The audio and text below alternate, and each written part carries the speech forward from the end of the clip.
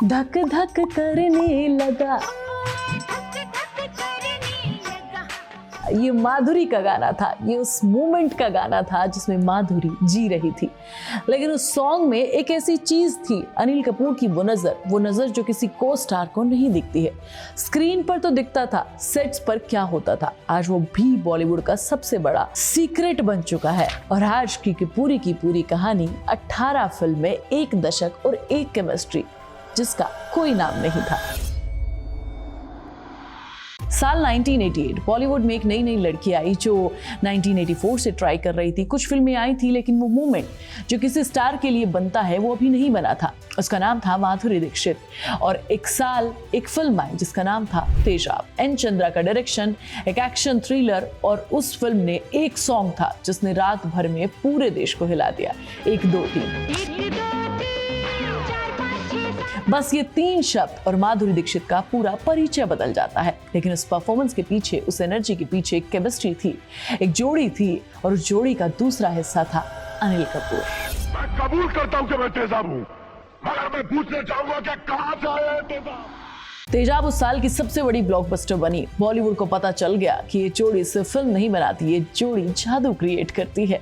और फिर एक के बाद एक फिल्म आती गई। 1989 में आई राम लखन, और वो song my name is Lakhan आज भी जब भी बजता है पैर खुद ब खुद थिरकने लग जाते हैं। लेकिन जो याद रहता है वो है अनिल कपूर की आंखें और माधुरी की हंसी, और वो मोमेंट जब दोनों एक दूसरे को साथ देखते हैं, बिना कुछ कहे भी बहुत कुछ कह जाते हैं। ये केमिस्ट्री थी, ये मैजिक था। और फिर आई बेटा 1992 में, इंदिरा कुमार का डायरेक्शन। उस फिल्म में भी एक गाना था जो इतिहास बन गया। धक धक करने लगा। माधुरी की नारंगी साड़ी, अनिल कपूर का ऑल ब्लैक लुक, जब दोनों स्क्रीन पर आए तो थिएटर्स में कुछ ऐसा हुआ जो शब्दों में डिस्क्राइब नहीं हो सकता। कोई ऐसा वैसा सीन नहीं था, कोई बोल्ड डायलॉग भी नहीं था, बस 2 एक्टर और उनके बीच की कैसी केमिस्ट्री जो इतनी रियल और रॉ लगती थी कि लोग सांस लेना भूल जाते थे। उस सॉन्ग के बाद माधुरी को नया नाम मिला, धक धक गर्ल। लेकिन सोचो, वो धक धक सिर्फ म्यूजिक से थी, सिर्फ कोरियोग्राफी से थी, या उसमें कुछ और था जो कैमरा पकड़ लेता है लेकिन डायरेक्टर नहीं लिख पाता। बॉलीवुड ने सवाल दशकों तक पूछा, सेट पर विस्पर्स थे, गॉसिप होती थी, है ना, हेडलाइंस आती थी। फैंस ने हर इंटरव्यू में यही जानना चाहा कि क्या कुछ था इन दोनों के बीच। और जो ट्विस्ट है वो ये है कि अनिल कपूर 1984 में शादीशुदा थे सुनीता कपूर से, यानी जिस साल माधुरी ने बॉलीवुड में डेब्यू किया उसी साल अनिल कपूर की शादी हो चुकी थी। तेजाब के सेट पर दोनों मिले। अनिल एक मैरिड मैन थे और माधुरी एक 23 साल की लड़की जो अभी स्टार बनने की राह पर थी। और अनिल की शादी आज 40 साल बाद भी। अनिल एक बार सुनीता के बर्थडे पर लिखते हैं, तुम मेरी जिंदगी का कारण हो, तुम्हारे साथ हर पल, चाहे 3rd क्लास ट्रेन हो या 1st क्लास फ्लाइट, सब कुछ खूबसूरत रहा है। ये वो आदमी था जिसके बारे में रूमर्स थे कि इनका माधुरी के साथ अफेयर है ना। उनकी शादी कभी टूटी नहीं।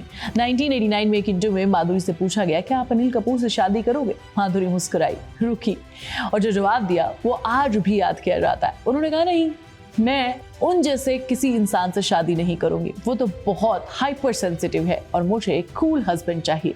रही अनिल की बात, तो मैंने उनके साथ इतनी फिल्म की है कि बहुत कंफर्टेबल है। मैं उनके साथ अफेयर के बारे में सोचूं तो ये मजाक सा लगता है ना।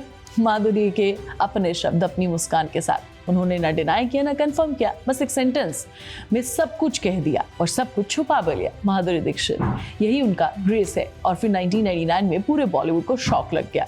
माधुरी दीक्षित ने डॉक्टर नैने से शादी करी जो कि एक सर्जन है और अमेरिका में रहते हैं, बॉलीवुड की दुनिया से बिल्कुल अलग। अब जब ये न्यूज आई लोगों को यकीन ही नहीं हुआ। बॉलीवुड की सबसे बड़ी स्टार अपने करियर की पीक पर एक ऐसे इंसान से शादी कर रही है जिसे फिल्म के बारे में उतना पता ही नहीं है।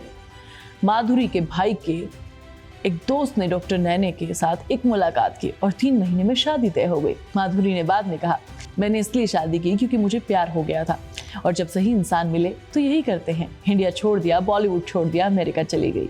और अनिल कपूर वो यहीं थे, यहीं रहे बॉलीवुड में, सुनीता के साथ, अपने बच्चों के साथ, सोनम के साथ, हर्षवर्धन के साथ। दोनों ने अपनी अपनी जिंदगी अपने अपने तरीके से जी। और वो 18 फिल्में, वो धक धक मूवमेंट, वो केमिस्ट्री, वो स्क्रीन पर रह गई हमेशा के लिए। लेकिन जरा रुको, राम लखन की 30वीं एनिवर्सरी थी 2019 में। अनिल कपूर और माधुरी ने एक वीडियो बनाया। दोनों ने फिर एक बार उस फिल्म के सॉन्ग पर डांस किया। दोनों हंसे, दोनों ने एक दूसरे को देखा, वही नजर जो पहले थी।